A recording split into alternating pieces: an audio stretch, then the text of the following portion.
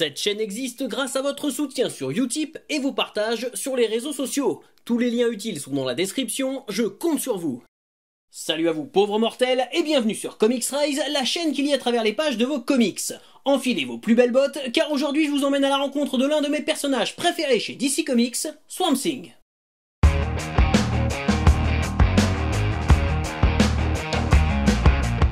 Dès les premières images révélées, j'ai constaté que la série DC Universe consacrée à Swamp Thing prenait un virage pour le moins horrifique. Rien d'étonnant là-dedans, car Swamp Thing n'a jamais été un comics de super-héros, mais bien une histoire de monstres. Pour mieux comprendre les origines de Swamp Thing, il faut revenir à une période charnière de l'histoire de la bande dessinée américaine, la fin de l'âge d'or. À cette époque, les super-héros qui ont lutté contre les nazis pendant la Seconde Guerre mondiale, tels que Superman ou Captain America, ne rencontrent plus leur succès d'antan. Le public a envie de nouveautés et se tourne vers d'autres genres très différents, les comics de romance, de western ou encore d'horreur. Pour surfer sur la vague, tous les éditeurs vont s'y mettre, et si l'histoire retiendra EC Comics pour ses publications montrant toutes sortes de crimes plus traumatisants les uns que les autres, on oublie souvent que Marvel ou DC Comics publiaient autant, si ce n'est plus, de comics horrifiques. Seulement, en 1954, le Comics Code Authority, porté par le psychologue Frederick Wertham, va venir faire le ménage dans les publications. Fini les crimes, le sang, le sexe et autres joyeusetés, les comics ne doivent plus pervertir notre belle jeunesse. Notons qu'au passage, ce fameux code recommandait aussi aux éditeurs de ne pas mettre en avant les personnages afro-américains ou féminins, et interdisait de parler d'homosexualité, au risque de ne pas obtenir la validation du Comics Code et donc de voir leur publication refusée par les distributeurs, qui ne voulaient pas d'ennuis avec les associations bien pensantes. Les vampires, les loups-garous et autres zombies sont aussi proscrits, ce qui vaudra des ennuis au scénariste Marv Wolfman. La commission de censure jugeant que son patronyme, Wolfman, que l'on peut traduire par loup-garou, était une violation du code. Le Comics Code est étonnamment plus permissif avec les histoires de science-fiction mettant en scène des monstres extraterrestres fantasques. Ces récits d'invasion, reflets des craintes naissantes en ce début de guerre froide et présentant chaque mois une nouvelle menace monstrueuse venue de l'espace, vont connaître un fort succès et survivre au retour des super-héros marquant le début de l'âge d'argent à l'aube des années 60, avec la Justice League de DC ou les 4 Fantastiques de Marvel. Certains concepts vont être recyclés et retravaillés par les éditeurs pour ensuite être utilisés dans les récits super-héroïques.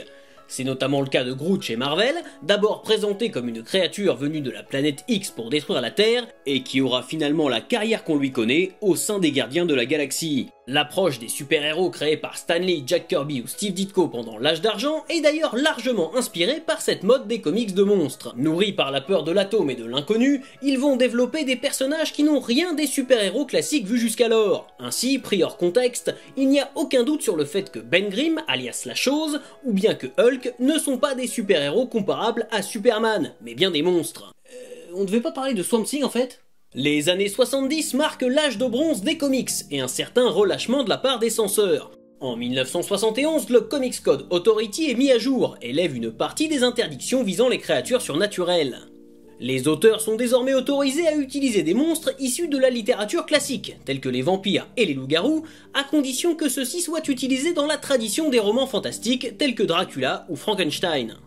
Le contexte devait donc être très précis et surtout éviter d'être trop contemporain. Putain mais tu vas parler de Swamp Thing oui ou merde ? Le personnage de Swamp Thing fait ses premiers pas dans House of Secrets 92 en 1971, un recueil d'histoires qui perpétue la tradition des comics horrifiques mettant en scène des monstres en tout genre. Afin de ne pas avoir d'ennui avec le Comics Code Authority, le scénariste Len Wein et le dessinateur Bernie Wrightson placent leur histoire dans l'ambiance victorienne du début du XXe siècle.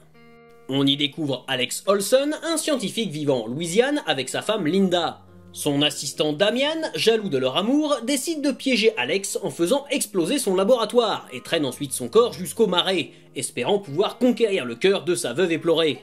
Dans les eaux fétides et boueuses, une étrange transformation a lieu. Alex revient à la vie, changé en une horrible créature. Damian, constatant que Linda a de plus en plus de soupçons quant à la mort de son mari, décide de l'éliminer à son tour. Mais Alex intervient juste à temps pour empêcher l'assassin de récidiver. Linda, ne reconnaissant pas son mari changé en monstre, est paralysée par l'effroi. Comprenant qu'il ne pourra plus jamais vivre parmi les hommes, Alex disparaît dans les ténèbres du marais. Bien qu'assez simpliste, ce court récit servira de base à la première version de la série, lancée par DC Comics avec Wein et Wrightson aux commandes pour les premiers numéros. On y suit Alec Holland, dont les origines sont assez semblables à celles d'Alex Olson. Scientifique travaillant sur une formule devant définitivement régler le problème de la faim dans le monde, lui et sa femme Linda vont être approchés par une organisation criminelle nommée le Conclave. Refusant de céder leur travail à des gens mal intentionnés, Alec va être victime d'un attentat qui va provoquer l'explosion de son laboratoire. Exposé aux produits chimiques constituant sa formule biorégénérative, Alec va plonger son corps enflammé dans les marais fétides et y disparaître. Après ses funérailles, un homme de main du Conclave viendra finir le travail en assassinant Linda. Mais quelques temps plus tard, une créature émerge des marais de Louisiane. Alec Holland est revenu à la vie sous les traits de Swamp Thing, un monstre végétal qui va tenter de se venger des assassins de sa femme tout en cherchant à retrouver son humanité perdue. Bon, attention spoiler, hein, en fait Swamp Thing n'est pas vraiment Alec Holland, mais on va y revenir tout à l'heure. Dans cette première série, Swamp Thing affronte des créatures horrifiques très classiques, allant d'un loup-garou aux envahisseurs extraterrestres. Il va aussi rencontrer celui qui deviendra sa némésis, Anton Arcane, et sa fille Abigail, qui entretiendra une relation très ambiguë avec lui. Anton Arcane est obsédé par l'immortalité. Médecin adepte des arts occultes et ayant servi Adolf Hitler pendant la Seconde Guerre mondiale, il va s'efforcer de percer les secrets de la formule de régénération de Holland, tout en créant une armée de créatures difformes. Annulé après seulement 24 numéros, et alors qu'Alec Holland semblait avoir trouvé un moyen de redevenir humain, cette première série ne connaît pas vraiment de fin, le personnage faisant ensuite quelques apparitions chez Batman ou les Challengers of the Unknown. Vous pouvez retrouver ces épisodes dans Swamp Thing La Légende, qui paraîtra en juin 2018 chez Urban Comics. En 1982 sort une adaptation cinématographique réalisée par Wes Craven, à qui l'on devait déjà La Colline à des yeux, et qui sera plus tard derrière la caméra pour Les Griffes de la Nuit ou encore Scream. Le film Swamp Thing connaît un succès relativement mitigé, mais il redonne assez d'intérêt au personnage pour que DC Comics tente de capitaliser. Avec The Saga of Swamp Thing, l'éditeur pose de nouvelles bases et met de côté les derniers numéros de la première série avec la bénédiction de Lane Vane. La créature y est de nouveau présentée comme une sorte de légende folklorique, hantant les marais de Louisiane. Mais les ventes ne décollent pas, et alors que la série risque l'annulation, DC Comics décide de confier le scénario à un jeune auteur britannique ayant déjà fait ses preuves dans 2000 AD ou avec Captain Britain chez Marvel UK, Alan Moore. Dans le numéro 21 de la série, publié en 1984, Alan Moore redéfinit totalement le personnage. Et cette même année, Swamp Thing devient la première série régulière mainstream à définitivement abandonner le sceau du Comics Code. Dans un épisode assez dérangeant, mettant en scène l'autopsie de Swamp Thing par son adversaire Jason Woodrue alias Florin Hickman, le lecteur découvre que la créature du marais n'a jamais rien eu d'humain. Elle n'est qu'une imitation végétale, persuadée d'être Alec Holland. Ce dernier est bien mort lors de l'explosion de son laboratoire, et les plantes du marais, sans doute stimulées par la formule biorégénérative du scientifique, ont absorbé la personnalité et les souvenirs de ce dernier, donnant naissance à un monstre persuadé d'avoir été un homme. Alors comment cette créature peut-elle espérer retrouver son humanité si elle n'a jamais été qu'un amas de végétaux? Mais Moore ne s'arrête pas là. Au fil des numéros, il développe une mythologie ésotérique autour du personnage, dépassant largement le cadre originel de l'histoire de monstres d'inspiration victorienne. Voulant justement rendre canonique cette première apparition dans House of Secrets, Moore développe le concept du Parlement des arbres, un rassemblement d'entités ayant existé bien avant l'homme. Des élémentaux chargés de protéger la sève, une force primordiale connectée à toute vie végétale sur la planète. Ce concept sera d'ailleurs développé à grande échelle chez l'éditeur, avec d'autres puissances primordiales telles que le sang, auquel sont connectées toutes les espèces animales, ou encore la nécrose, associée à la mort.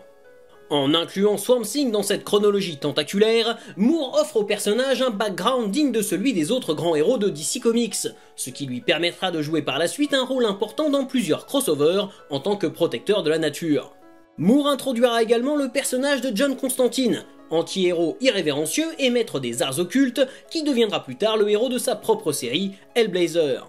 Constantine initiera d'ailleurs un renouveau des personnages occultes chez DC Comics, mais ceci est une autre histoire.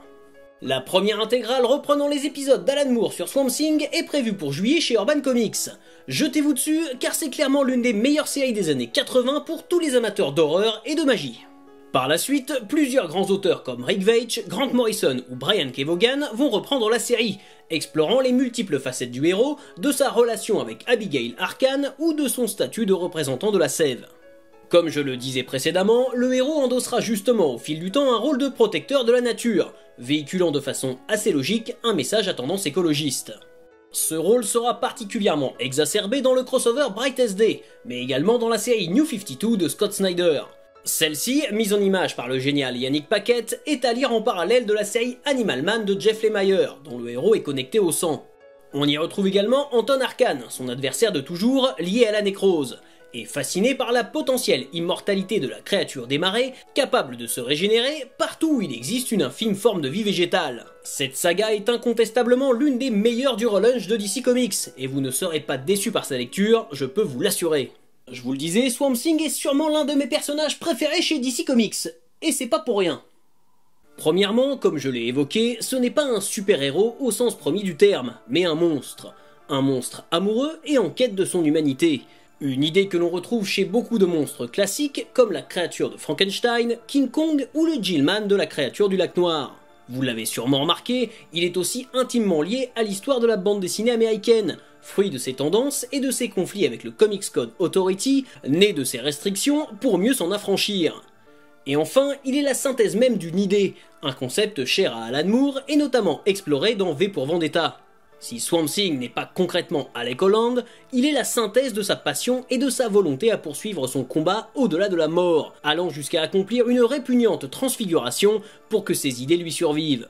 Ce simple concept confère au personnage de Swamp Thing une force toute particulière et un message plus que jamais d'actualité à l'heure où la nature est chaque jour plus menacée. Au fil des années, quels que soient les artistes travaillant sur la série, le ton horrifique des aventures de la créature du marais a toujours été conservé, tant pour correspondre à l'idée classique derrière le personnage, que pour atteindre une horreur plus viscérale et organique. Une preuve que la plante faite homme peut nous en apprendre beaucoup sur nous-mêmes et sur nos peurs. Voilà, jusqu'à la prochaine fois, je compte sur vous pour avoir de saines lectures. Partagez cette vidéo, on continue à parler de comics dans les commentaires et sur les réseaux sociaux, et n'oubliez pas de vous abonner à la chaîne pour ne pas rater la prochaine.